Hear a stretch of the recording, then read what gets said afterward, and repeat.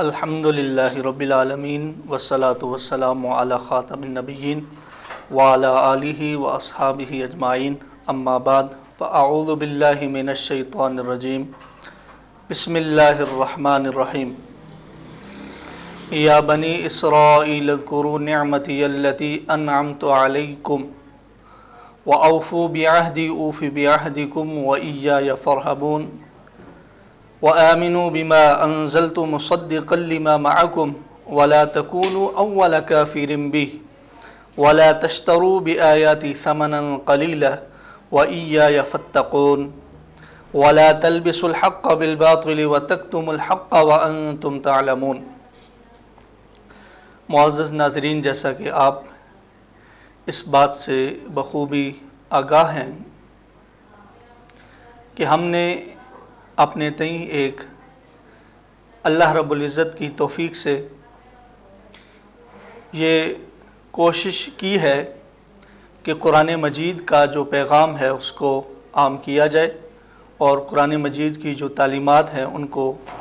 عوام تک صحیح طریقے سے پہنچایا جائے۔ آج جن آیات کو تلاوت کیا ہے ان آیات میں اللہ رب العزت نے اپنے زمانے کی ایک عظیم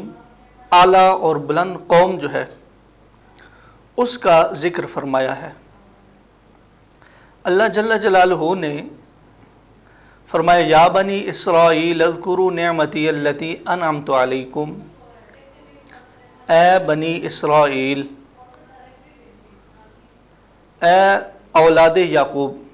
حضرت سیدنا یعقوب علی نبینا علیہ الصلاۃ والسلام جو ہیں ان کا لقب جو ہے یہ اسرائیل ہے۔ اسراء کا مطلب ہے عبد اور ایل کا مطلب اللہ جل جلالہ ہے، تو اب اس کا گویا مطلب یہ بنا عبد اللہ، یعنی اللہ کا بندہ۔ یہ حضرت یعقوب علی نبینا علیہ الصلاۃ والسلام جو ہیں ان کی اولاد جو ہے اس سے یہ خطاب کیا جا رہا ہے، یہ ذکر ان سے کیا جا رہا ہے۔ اے اولاد یعقوب، اذکروا نعمتی التی، تم یاد کرو میری اس نعمت کو۔ اس جگہ پر اللہ رب العزت نے لفظ نعمت استعمال فرمایا تو یہ لفظ مفرد ہے لیکن معنی جو ہے یہ جمع والا ہے، یعنی اس سے مراد یہ نہیں کہ اللہ کی ایک نعمت کو یاد کرو، بلکہ اللہ نے تو بے شمار نعمتیں جو ہے وہ دی ہیں، تو اس سے مراد کیا ہے؟ دیکھیں قرآن مجید میں بھی ایک اور مقام پر اللہ رب العزت نے فرمایا وَإِن تَعُدُّوا نِعْمَةَ اللَّهِ لَا تُحْصُوهَا، اگر تم شمار کرو اللہ کی نعمت کو، لا تحصوها، تم اس نعمت کو شمار نہیں کر سکتے۔ مطلب یہ کہ یہ لفظ اگرچہ مفرد ہو لیکن جمع کے معنی کے لیے لایا جاتا ہے۔ تو یہاں پر بھی اللہ رب العزت نے فرمایا یا بنی اسرائیل، اے اولاد یعقوب، اذکروا نعمتی التی، میری نعمت کو یاد کرو جو میں نے تمہارے اوپر نعمت کی۔ دوسری یہ بات کہ اللہ رب العزت نے فرمایا نعمت کو یاد کرو، نعمت کا ذکر کرو۔ اچھا، یاد کرنا جو ہوتا ہے وہ یا تو کبھی دل سے ہوتا ہے، کبھی اس کا یاد کرنا لسان سے ہوتا ہے۔ تو جب بھی کسی چیز کو یاد کیا جاتا ہے تو وہ عموماً بطور شکریہ ہی یاد کیا جاتا ہے۔ تو انا نعمتی التی انعمت علیکم، میری اس نعمت کو یاد کرو، وہ نعمت جو میں نے تم پر کی ہے۔ حضرت حسن جو ہے وہ فرماتے ہیں کہ یہاں پر نعمت سے مراد وہی نعمت ہے جو اللہ رب العزت نے ہر انسان پر کی ہے، یعنی اس کے لیے، انسان کے لیے یہ بھی نعمت ہے، اس کی سانس کا آنا جانا، انسان کے لیے رزق کا مہیا ہونا یہ بھی اس کے لیے نعمت ہے، انسان کا علم یہ بھی اس کے لیے نعمت ہے، اس کی اولاد کا نیک و صالح ہونا یہ بھی اس کے لیے نعمت ہے۔ یہ جو نعمت ہے انسان کی، جتنی بھی نعمتیں ہیں انسان کی، اس سے مراد یہ ہے۔ حضرت قتادہ رضی اللہ تعالی عنہ آپ کا جو اس حوالہ سے موقف ہے وہ فرماتے ہیں کہ یہاں پر کیونکہ بنی اسرائیل کا خصوصاً ذکر ہے تو ان کی نعمت بھی جو ہے نا، جو خصوصی ہیں ان کا ذکر ہے۔ ان کی جو خصوصی اللہ نے ان پر انعامات فرمائے ان میں کیا ہے؟ ان میں یہ ہے کہ وہ جب میدان طے میں ہیں تو وہاں پر بادلوں نے ان کے اوپر سایہ کر دیا، وَأَنزَلْنَا عَلَيْكُمُ الْمَنَّ وَالسَّلْوَىٰ، اور ان کے اوپر جب انہیں بھوک لگتی ہے تو منہ و سلوہ ان کے اوپر نازل کیا جاتا ہے۔ اسی طرح ان کے اوپر مختلف انداز میں جو ہے وہ نعمتیں کی جاتی ہیں، فرعون سے ان کو نجات دلائی جاتی ہے۔ یہ جو ساری نعمتیں ہیں، ان نعمتوں کا اللہ رب العزت نے فرمایا کہ اے بنی اسرائیل یاد کرو میری اس نعمت کو انعمت علیکم جو میں نے تم پر کی، یعنی جو میں نے تمہارے آباء و اجداد پر نعمتیں کی ہیں ان کو جو ہے وہ یاد کرو اور اس وجہ سے میرا شکر ادا کرو۔ اس سے ہمیں ایک چیز یہ بھی معلوم ہوئی کہ جہاں پر ہمیں اپنے جو اللہ نے ہمارے وجود کے اوپر نعمتیں کی ہیں ہمیں اس کا شکر کرنا جو ہے وہ چاہیے اور ضروری ہے، لازمی ہے۔ وہاں پر ہمیں یہ کہ اللہ نے جو ہمارے آباء و اجداد پر نعمتیں کی ہیں ان کا بھی ہمیں جو ہے وہ شکر ادا کرنا چاہیے۔ اب مثال کے طور پر اس کی مثال یہ ہے جس طرح اللہ رب العزت نے ہمیں مسلمان کے گھر میں پیدا کیا، اب اس سے کتنی بڑی نعمت ہے۔ اگر ہم بھی نعوذ باللہ من ذالک کسی ہندو کے گھر میں پیدا ہوتے تو رام رام کر رہے ہوتے اور ہر درخت یا ہر چوپائے وغیرہ کو سجدہ کر رہے ہوتے، لیکن یہ اس مالک کا کرم ہے، اس کی عطا ہے کہ ہم اسی ایک رب کو سجدہ کرتے ہیں جس کا کوئی شریک نہیں ہے اور جس کا کائنات میں کوئی مثل ہے ہی نہیں ہے۔ تو یہ آباء و اجداد کی بھی ایک ہمارے ہاں اللہ نے جو ان پر نعمت کی وہ ان اسلام سے وابستہ ہوئے اور آج ہم بھی جو ہے وہ مسلمان ہیں۔ انعمت علیکم واوفوا بعہدی، اور تم پورا کرو میرے عہد کو، میرے عہد کو پورا کرو۔ اس سے کیا مراد؟ یعنی اللہ رب العزت نے ان سے کوئی عہد لیا اور وہ عہد کیا تھا؟ وَإِذْ أَخَذَ اللَّهُ مِيثَاقَ الَّذِينَ أُوتُوا الْكِتَابَ لَتُبَيِّنُنَّهُ لِلنَّاسِ وَلَا تَكْتُمُونَهُ، اور اسی طرح وَإِذْ أَخَذَ اللَّهُ بَنِي إِسْرَائِيلَ وَبَعَثْنَا مِنْهُمُ 12 نقیبا، مختلف مقامات پر مختلف عہد کا اللہ رب العزت نے ذکر فرمایا۔ یعنی ہم نے بنی اسرائیل سے ایک تو عہد یہ لیا وَإِذْ أَخَذْنَا مِيثَاقَ بَنِي إِسْرَائِيلَ لَا تَعْبُدُونَ إِلَّا اللَّهَ، کہ ہم نے ان سے یہ عہد لیا کہ پکا وعدہ لیا کہ تم نے اللہ کے علاوہ کسی کی عبادت نہیں کرنی، اللہ رب العزت کے علاوہ کسی کی پرستش و پوجا نہیں کرنی۔ تو وَبِالْوَالِدَيْنِ إِحْسَانًا وَذِي الْقُرْبَى وَالْيَتَامَى وَالْمَسَاكِينِ، اور تم نے عزیزوں کے ساتھ، رشتہ داروں کے ساتھ، یتیموں کے ساتھ، مسکینوں کے ساتھ حسن سلوک کرنا ہے، اچھا جو ہے وہ سلوک کرنا ہے۔ تو یہ ان سے وعدہ لیا گیا۔ اسی طرح علماء فرماتے ہیں کہ یہ بھی وعدہ لیا گیا وَإِذْ أَخَذَ اللَّهُ مِيثَاقَ النَّبِيِّينَ لَمَا آتَيْتُكُم مِّن كِتَابٍ وَحِكْمَةٍ ثُمَّ جَاءَكُمْ رَسُولٌ مُصَدِّقٌ لِّمَا مَعَكُمْ لَتُؤْمِنُنَّ بِهِ وَلَتَنصُرُنَّهُ، کہ ہر نبی سے اللہ نے میثاق لیا اور ہر نبی نے اپنی قوم سے میثاق لیا کہ جب میں نبی رحمت صلی اللہ تعالیٰ علیہ وآلہ وسلم کو مبعوث کر دوں تو اس وقت تمہارے پاس وہ جب رسول آ جائیں کتاب اور حکمت لے کر تو تمہارے اوپر کیا لازمی ہے؟ لَتُؤْمِنُنَّ بِهِ وَلَتَنصُرُنَّهُ، کہ تم نے اس رسول کے اوپر ضرور بھی ضرور ایمان بھی لانا ہے، ضرور بھی ضرور اس رسول کی مدد بھی کرنی ہے۔ اب یہ عہد اللہ رب العزت نے نبیوں سے لیا اور نبیوں نے اپنی اپنی امتوں سے لیا، تو اللہ رب العزت نے اس عہد کی طرف جو ہے وہ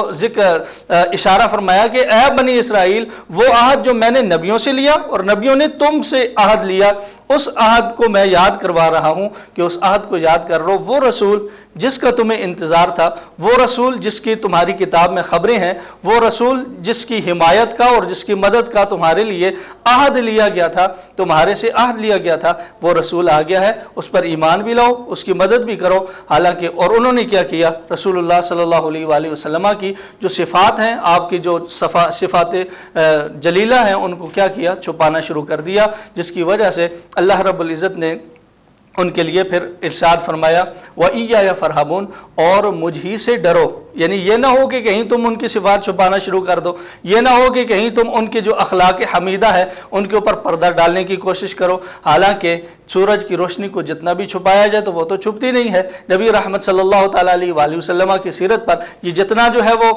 اندھیرا ڈالنے کی نعوذ باللہ کوشش کریں گے، اللہ رب العزت اتنا ہی ان کو چمکا کر ظاہر کر دے گا۔ رسول اللہ کے اخلاق پر جتنی جو ہے یہ دھبے اچھالنے کی کوشش کریں گے، قطعاً نہیں اچھال سکتے، کیونکہ جن کو مکہ کے کافر صادق و امین کے لقب سے پکارتے ہیں تو وہ کیسے ہی کیوں نہ ہو، ایسا شخص کبھی بھی جھوٹ نہیں بول سکتا اور ایسا شخص کبھی بھی باطل کی حمایت نہیں کر سکتا۔ تو اللہ رب العزت نے اس آیت کے اندر ارشاد فرمایا کہ اے اولاد بنی اسرائیل، اے اولاد یعقوب، اے بنی اسرائیل، تم اپنے اس وعدہ کو یاد کرو، ان نعمتوں کو یاد کرو کہ جو نعمتیں میں نے تم پر کی ہیں، اور تم اس عہد کو پورا کرو۔ اوف بعہدکم، میں تمہارا جو عہد ہے اس کو پورا کروں گا۔ یعنی ایک وہ عہد جو میں نے تم سے لیا، اور ایک میرا تم سے وعدہ ہے، اور وہ کیا ہے کہ جب تم یہ سب چیزیں کر لو گے جو میں نے کہی ہیں تو پھر ثواب دینا، اجر دینا، جزا دینا، اس کا اچھا بدلہ دینا، یہ میرے ذمے ہے اور وہ میں ضرور دوں گا۔ اور ان اللہ لا یخلف المیعاد، اللہ رب العزت اپنے وعدے کا خلاف کبھی بھی نہیں کرتا۔ اگلی آیت میں اللہ رب العزت نے فرمایا وَآمِنُوا بِمَا أَنزَلْتُ مُصَدِّقًا لِمَا مَعَكُمْ، اور تم ایمان لو بما انزلت مصدقا لما، جس کو میں نے نازل کیا، مصدقا لما معکم، تصدیق کرنے والی ہے اس کی، ما معکم جو تمہارے ساتھ ہے، تمہارے پاس ہے۔ ولا تکونوا اول کافر بہ، اور تم نہ ہو جاؤ ان لوگوں میں سے اول کافر بہ جو سب سے پہلے جو ہے وہ انکار کرنے والے ہیں۔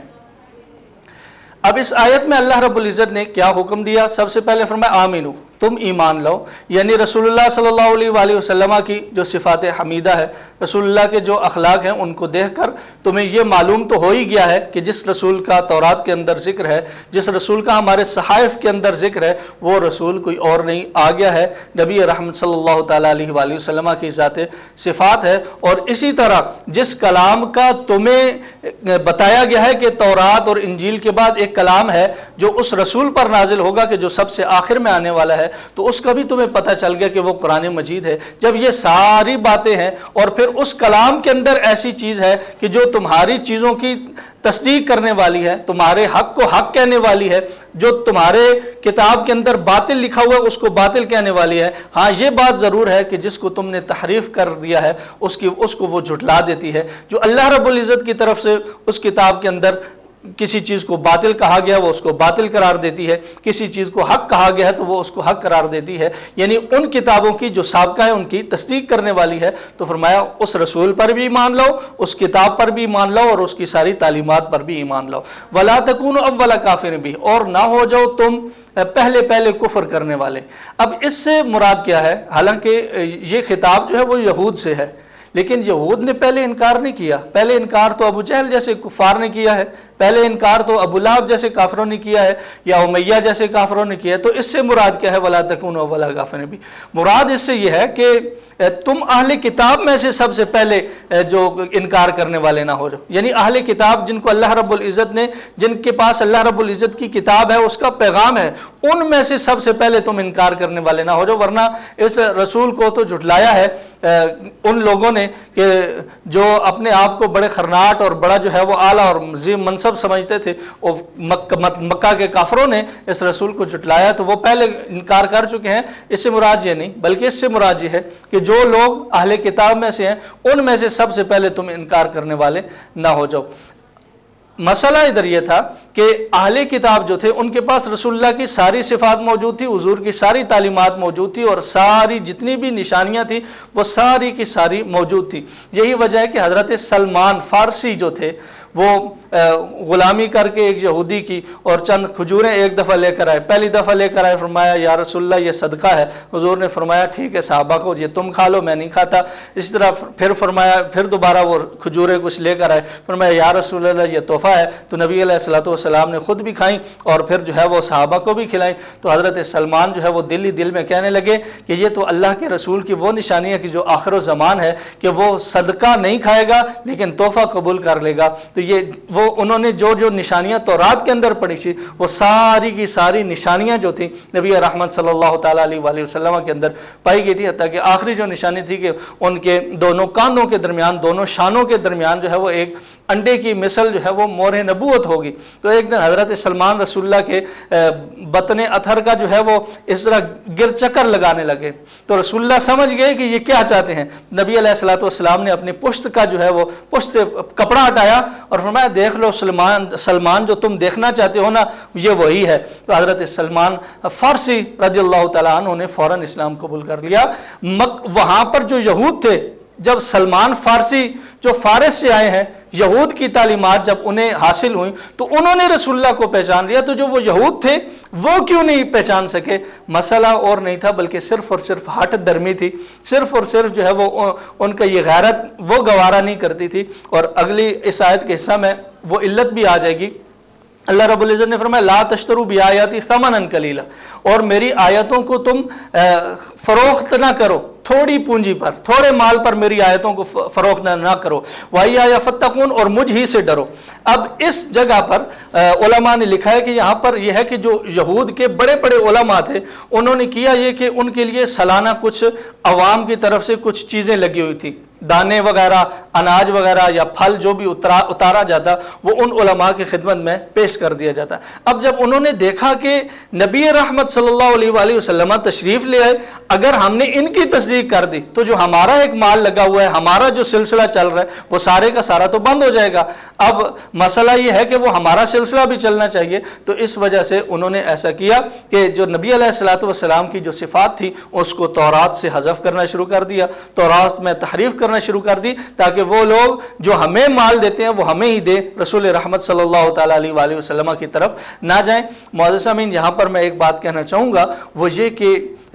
हसद जो है ये बड़ी ख़तरनाक बीमारी है। जिसके अंदर हसद आ गया, रसूलुल्लाह की एक हदीस भी इस तरफ इशारा करते, फरमाया इय्याकुम वल हसद फ़इन्नल हसद याकुलुल हसनाति कमा ताकुलुन नारल हतब। फरमाया हसद से बचो कि हसद जो है ये नेकियों को ऐसे खाता है कि जैसे आग खुश्क लकड़ी को खा जाती है। तो आग खुश्क लकड़ी जो है उसका कुछ नहीं छोड़ती, इस तरह हसद जो है ये नेकियों में से कुछ भी नहीं छोड़ता। और ये हासिद जो है, हसद करने वाला, ये ऐसा जलील इंसान होता है,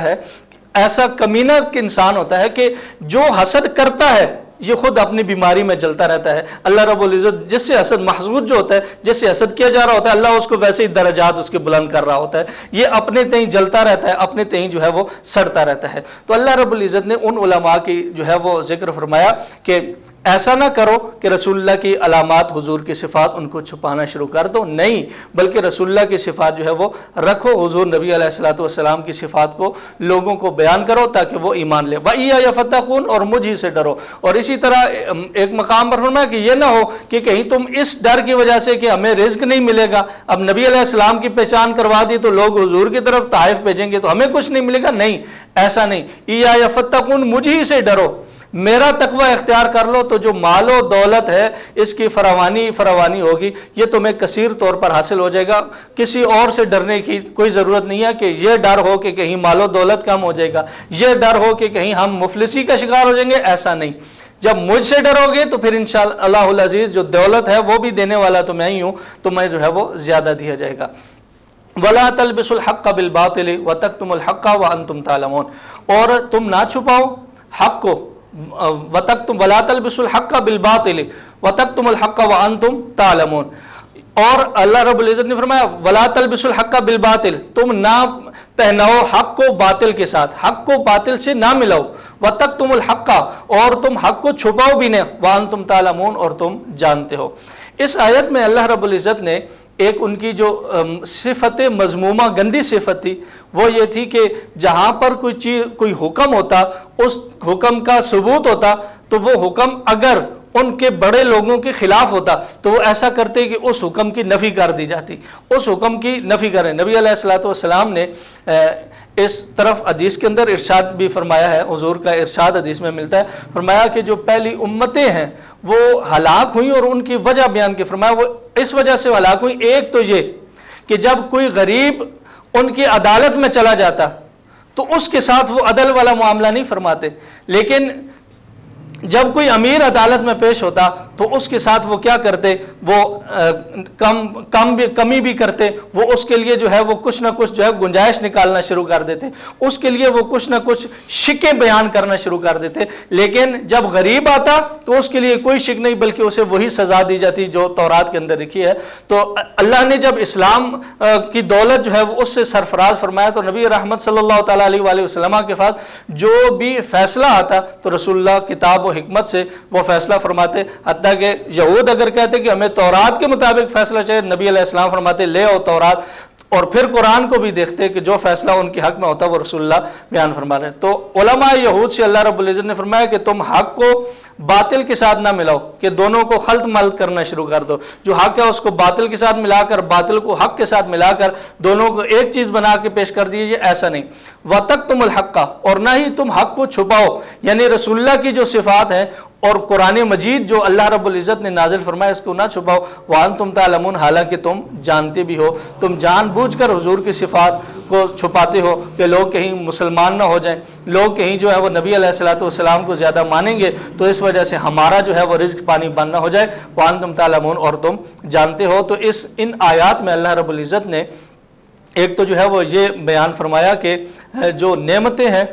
خلاصہ اس کا یہ ہے کہ جو نعمتیں ہیں اللہ نے جب وہ عطا کی ہیں تو اس کا ہمیں شکر ادا کرنا چاہیے۔ اور پھر ایک جو وعدہ عالم ارواح میں جو اللہ نے یہود سے بھی کیا اور ہم سب سے بھی کیا، اور وہ یہ تھا کہ اس کی توحید پر قائم رہنا، رسول اللہ کی جو صفات ہیں ان کو بیان کرنا، نبی علیہ الصلوۃ والسلام کی اخلاق کو جو ہے وہ درست اپنانا، یہ تو، اور تیسری یہ کہ ڈرنا اور اللہ رب العزت سے، اور چوتھا یہ کہ حق کو حق کہنا اور باطل کو باطل کہنا، یہ جو ہے وہ ہماری ذمہ داری ہے تاکہ ہم جو ہے وہ اس دنیا میں فلاح پائیں، اس دنیا میں جو ہے وہ کامیابی حاصل کریں۔ وہی